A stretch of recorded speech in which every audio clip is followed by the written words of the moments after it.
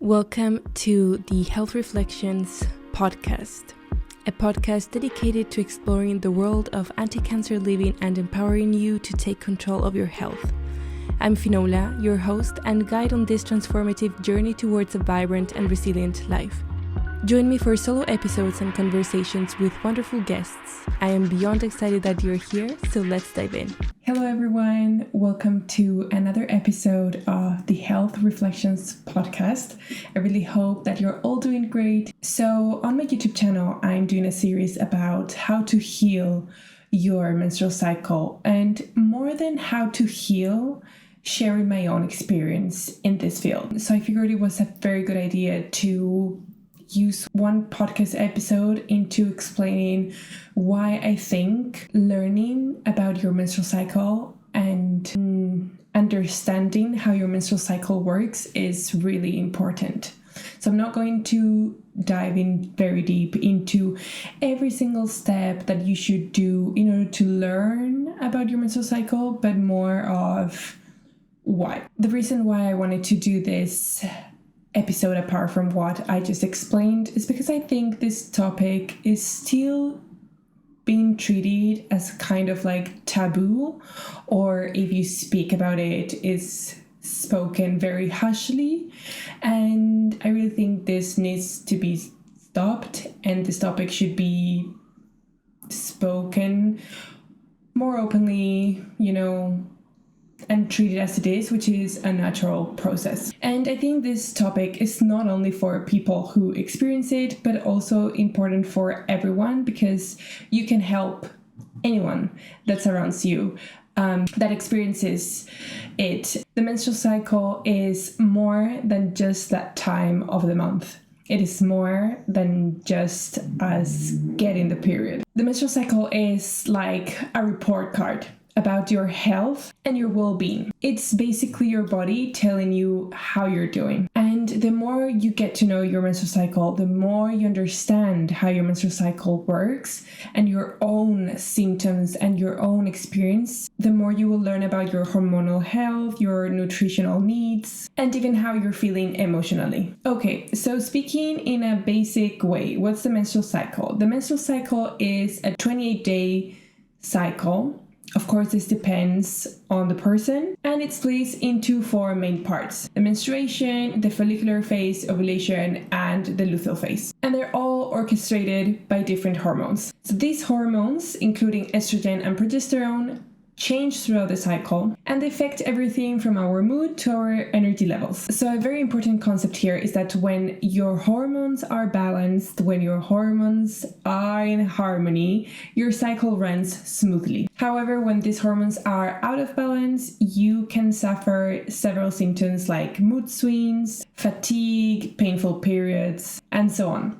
So this is the first step here, when you understand how your hormones work and what is happening with your hormones throughout each phase, it is easier to spot sooner if anything is wrong, and also to get the appropriate help from your doctor. So during the menstruation, the body says goodbye to the lining of the uterus. And this goes hand in hand with a dip in the hormones estrogen and progesterone. Then the follicular phase kicks off, and it is marked by a rise in the follicle stimulating hormone, which gets the follicles in the ovaries growing. Around the middle of the cycle, usually around day 14 or so, we hit the ovulation phase. And in this phase, the egg waves goodbye to the ovaries. After ovulation, we move into the luteal phase together with a rise in the luteinizing hormone, and the birth follicle morphs into something that we called corpus luteum, which pumps out the progesterone to get the uterus ready for a potential fertilized egg. Now, how does this information help us, and how does us paying attention to the symptoms that we may have during these phases help us? Well, the first thing, and I think this is the most basic, and you probably thought about this at some point in your life, but understanding these phases that I just described in a very basic way can help you get informed choices about contraception, avoiding pregnancy, or the other way around. Kind of a guide to the best times for you to try and have a baby in case you're trying to have a family. Secondly, the way this could help us is if you notice that your cycle is irregular, this could be a message from your body telling you that something is wrong. For instance, you have chronic PMS, you've got painful periods, like severe painful periods. You could also have polycystic ovary syndrome, you could have thyroid issues, or your cycle could also be irregular because of stress that you may have in your current life. And this is one of the things that I think are really, really important for us. I don't know how they're doing it nowadays in schools and so on, but I really would have loved to be taught about this when I was a kid, because I started when I was 27, 28, that I started being interested in how my menstrual cycle worked, just because I got to a point where I was fed up, not understanding what was happening, not understanding why I had so many mood changes, not understanding why I had such a crazy pain, not only during my period, but during my PMS, to a point where I couldn't function normal. I couldn't have a normal day whenever I had my PMS or my period, and sometimes even when I'm ovulating. Like sometimes I have like a mild pain when I'm ovulating. And understanding the symptoms, understanding how your menstrual cycle works can give you a lot of information, not only for yourself to get to know what is happening, but also to the point where you go to your gynecologist, because the more information the gynecologist can have from how you're feeling and how your menstrual cycle works, the better treatment, in case you need one, the gynecologist can give you. And this is, for me, really important, and something my gynecologist has appreciated. In the last few sessions, I'm always able to tell him exactly what is going on. And apart from the, of course, appropriate test that he performs, this information he really values, and he knows exactly what is happening and what the next steps are. Okay, another thing that I recently found out, and I never thought of, maybe you have thought about this, but another thing that I find really interesting about how learning and understanding your menstrual cycle can help you is to organize your life. But I don't mean like what I meant before, if you want to have a family or not, in the sense of work.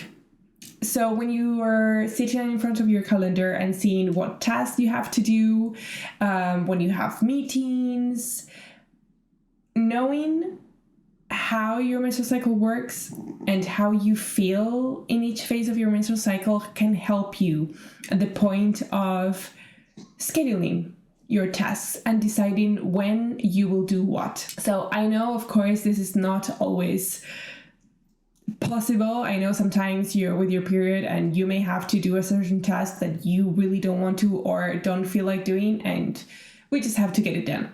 But in other cases, we can choose what to do. And I don't know if you have felt this, but I have definitely felt this. When I'm ovulating, my energy is really, really high. I'm super motivated. I have the feeling that I can do anything that I want. So when I am ovulating, that's when I put the hardest tasks on my calendar. Another thing that I'm learning a lot recently is that we shouldn't be eating the same foods in each phase of our menstrual cycle. I cannot really speak a lot about this. I just know it's really important. And I'm doing as much research as I can. But every phase of our menstrual cycle has a different nutritional need. For example, during our luteal phase, our body is preparing for a potential pregnancy, which means we need more calories. And if we don't have the enough calories that our body is expecting, it can lead to cravings, low energy, and other symptoms. And something that I really like is that this is really backed by science. You know, I'm a biomedical scientist, I'm in research, so every single thing out there, every habit that I believe in, every lifestyle that I believe in, I really want to see the articles and the science backing it up. And I understand things with examples and experiences from other people. I read a study in the Journal of Clinical Endocrinology and Metabolism, which found that menstrual irregularities could be early signs of future metabolism disorders. And this is just one example of the many that I have read. And now maybe you're asking yourself, okay, it's great that you're saying how important it is that we need to learn and understand our menstrual cycle and, the benefits and the improvements in our life that we can get from it. But how can we learn? Because it's not only just listening to our bodies, right? We need to have the knowledge that if you're like me, I didn't have, and I had to look for it on my own and learn on my own. So I'm going to share the most important ones for me, or the ones that are actually helping me still to today to learn about my menstrual cycle. As I mentioned before, I don't think I'm even close to finishing this journey. I think I have still so much to learn about my menstrual cycle, and I've got these 4 things that are really helping me out at this moment. And of course, I go yearly on a regular basis to my gynecologist to make sure that I am having my check-ins. So as I mentioned earlier on this episode, I'm doing a series on my YouTube channel where I'm recording how I'm healing my menstrual cycle. And it's not only healing my menstrual cycle because I myself have issues, but me learning about my menstrual cycle, and I'm sharing as much as I can about this. And I don't know when you're hearing this, but in case that you're listening to this on the right date, just know that the following Sunday I'm uploading the second episode of me healing my menstrual cycle, which involves, the last appointment with my gynecologist, what supplements am I taking, what was I diagnosed with, and so on. The first thing that I would like to share in how my journey started to learn about my menstrual cycle is a book by Lara Britton. I never know if I say her name well, which is called Period Repair Manual. And this is essentially a guide about having better periods using natural treatments. It shows an overview of the problems that can cause period and hormonal problems. And something that I love is how she offers practical, effective strategies and healing. Like, she shows real cases with her patients, what they went through, what treatment or what habits in their lifestyle they changed or incorporated, and how everything got better. And it's not only about the period. It talks about the period, it talks about menopause, it talks about polycystic ovary syndrome, whether you're trying to conceive or not. So I think it's a major help into understanding your menstrual health. The other book is Taking Charge of Your Fertility by Toni Weschler. I'm not sure if I pronounced that well either. But again, is another beautiful guide about natural birth control, pregnancy achievement, reproductive health. And I love how it incorporates different images so that you can really learn and understand everything that is being mentioned. So this is how I'm learning. And then on a daily basis, there are 2 apps that I use in order to understand what is going on. So the first one is the Natural Cycles app. And this I started, I think it was 2022 or 2021. I think it was 2021 when I decided to stop the ring contraception, the Nuva ring, and to go natural birth control.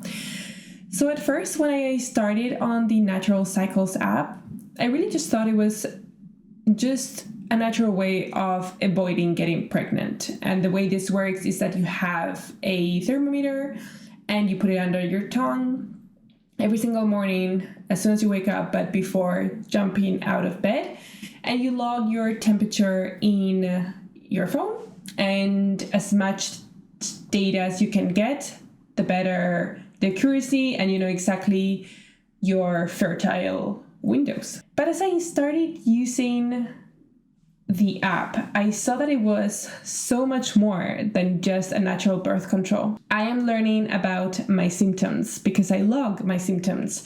I am learning how regular my period is because I log my period. I'm learning about my ovulation because this is another thing that I log. And I even bought this ovulation test so that I can log it also to just add more accuracy to the app. And the app now is able to let me know when my period is coming, when I'm ovulating, what possible symptoms I may be having. And for me, this is just amazing because I'm a very emotional person and I feel things extremely deeply. I'm a sponge and I'm very easily happy and positive, but also feeling vulnerable and negative and very down. And while I know this is normal on my daily life, sometimes it's just exaggerated. And you know, when you're so busy that you don't even know why this is happening, and you ask yourself, oh my God, today's like, what is wrong with me? And you still don't think about, oh, wait, am I on my PMS? Is my period coming? Am I ovulating? You don't know what's happening because you're so, distracted with whatever is distracting you at that moment, whether it's stress or workload, a deadline, whatever it is.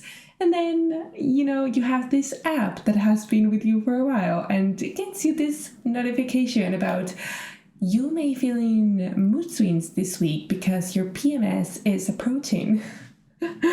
So I really love that because then I see it and I'm like, oh, this is what is happening. So yeah, I love Natural Cycles app. Now, another thing that I'm really loving, another app is Lively Sync. And this is when, apart from learning about your menstrual cycle, you really want to learn how to live in sync with your menstrual cycle, which is something that I'm doing and something that I'm planning to do on YouTube. But the first step is to heal my menstrual cycle. And then the next step is another series that I will do, which will be called How to Live in Sync with Your Menstrual Cycle. And I really like this app because it tracks your menstrual cycle. And for each phase, it tells you how the hormones are, the levels of the hormones are. You can see them on a graph. And then it suggests what foods you can eat, which I love because I honestly don't have the time at this time to stop and research what are the best foods for every single phase. So this is a huge help. It tells you what are the best work tasks that you can do for each phase, and also the best workouts for every single phase. So I love that I don't have to think about this. I just have an app that tells me what are the best habits for every single phase. Amazing. And apart from that, you have every day an affirmation regarding the menstrual cycle. Love that. So yes, I think we're getting to the end of this episode. I really hope that you managed to get the point of this episode. I just really think it's really important to raise awareness about this topic and normalize it because it's a natural process a lot of us experience. And if you don't experience it, it's totally okay to still listen to this episode because someone near you may need this information. And I wish I was given this information by someone and not by my own, craziness happening in my body, like the pains and the mood swings and the horrible acne breakout. So yeah, I think it is time that we get comfortable talking about the menstrual cycle. If you follow me, you know this. I focus on living an anti-cancer lifestyle. And I need to take care of my menstrual cycle and my breasts in order to be able to have an anti-cancer lifestyle because it's part of my body. And, these parts of my body can lead also to diseases, and among those diseases, cancer. So it's really important to know about this and to learn how we can treat our body the way we should. If you like this episode, feel free to share it with anyone that you think may need it. Give it a thumbs up, whatever you're listening to it from, if it's from the podcast, audio only, or here in the YouTube. And also, if you liked it, maybe you want to see the next episodes of Healing My Menstrual Cycle. Maybe you feel related with the issues I'm telling and can bring you some help. And apart from receiving possible help from these episodes, I think it's just important to stay together in this field, because a lot of us suffer with different things, and also to connect with each other. And maybe you want to share your own experience in the comments or in the lovely community Healthy Life Dreamers that we have on Discord, where we can speak about this freely and learn from each other, because I love learning and I'm still learning. So okay, I'm gonna say goodbye now. I really hope you liked it, and I'll see you in the next one. Bye. That's it for today's episode of the Health Reflections podcast. If you would like to have more information, you can check out the show notes or go to the podcast section at finolameister.com. I hope this episode was valuable to you and inspired and empowered you into taking action. A reminder that we have a lovely community space called Healthy Life Dreamers, where we share experiences and support each other on this journey. I would love it if you would help me spread the word by leaving a review or sharing the podcast with anyone you think might need it. Thank you so much for being here today. See you in the next one.